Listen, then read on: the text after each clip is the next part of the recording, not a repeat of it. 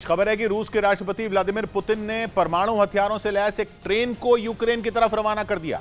पश्चिमी मीडिया की तरफ से यह दावा किया गया कि यूक्रेन को बर्बाद करने के लिए पुतिन कभी भी परमाणु हथियार चला सकते हैं। और अगर ऐसा हुआ तो यूक्रेन की तबाही तय मानी जा रही है। असल में पिछले 7 महीनों से चल रही इस जंग में यूक्रेन पश्चिमी देशों से मिले हथियारों के दम पर रूसी फौज के सामने खड़ा है। जेलेंस्की की सेना न सिर्फ पुतिन की फौज को मुंहतोड़ जवाब दे रही है, बल्कि कई इलाकों को उसने दोबारा हासिल करने का भी दावा कर दिया है।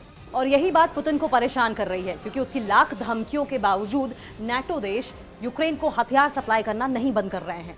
इसी वजह से पुतिन का गुस्सा 7वें आसमान पर है। वो कई बार न सिर्फ यूक्रेन पर एटम बम गिराने की बात कह चुके हैं, बल्कि वो पश्चिमी देशों को भी अपनी परमाणु मिसाइलों से बर्बाद करने की धमकी दे चुके हैं। क्योंकि पुतिन ये बात अच्छी तरह जानते हैं कि जब तक पश्चिमी देश यूक्रेन की मदद करते रहेंगे, तब तक उनका यूक्रेन पर कब्जा करने का सपना पूरा नहीं हो सकेगा। दावा किया जा रहा है कि इसी वजह से पुतिन ने यूक्रेन की तबाही का नया प्लान तैयार कर लिया।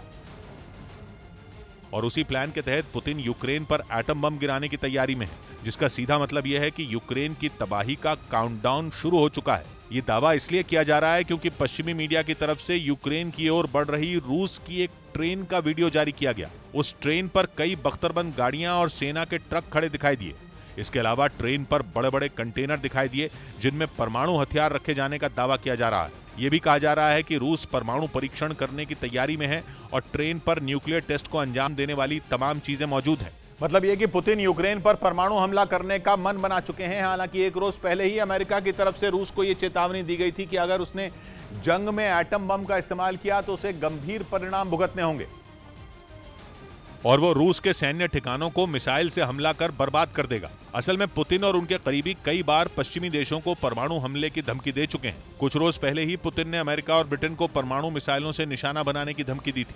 उन्होंने चेतावनी दी थी कि वो रूस की सीमाओं को सुरक्षित रखने के लिए न्यूक्लियर हथियार चलाने से भी नहीं चूकेंगे।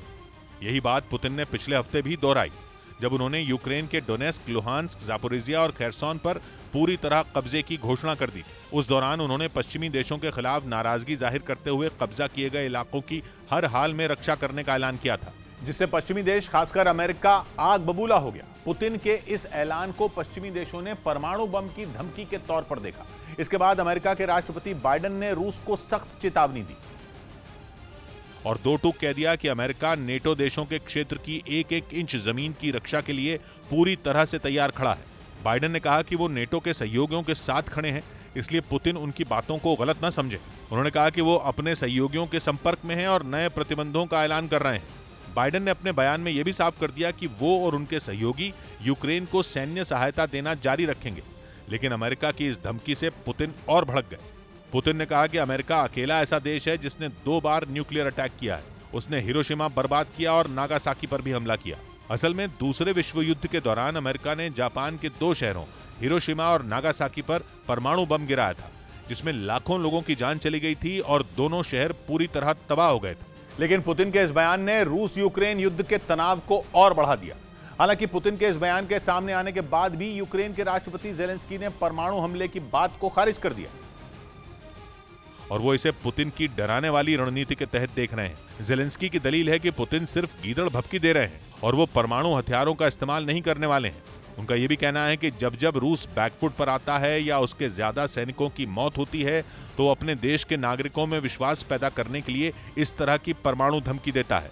यही वजह है कि पुतिन की तमाम धमकियों के बावजूद यूक्रेन रूस से जंग लड़ रहा है और उसके हर हमले का मुंह तोड़ जवाब भी दे रहा है। लेकिन पुतिन की परमाणु धमकी को हल्के में भी नहीं लिया जा सकता और अब तो परमाणु हथियारों से लैस रूस की इस ट्रेन के देखे जाने के बाद पुतिन के खतरनाक इरादे साफ दिखाई पड़ रहे हैं।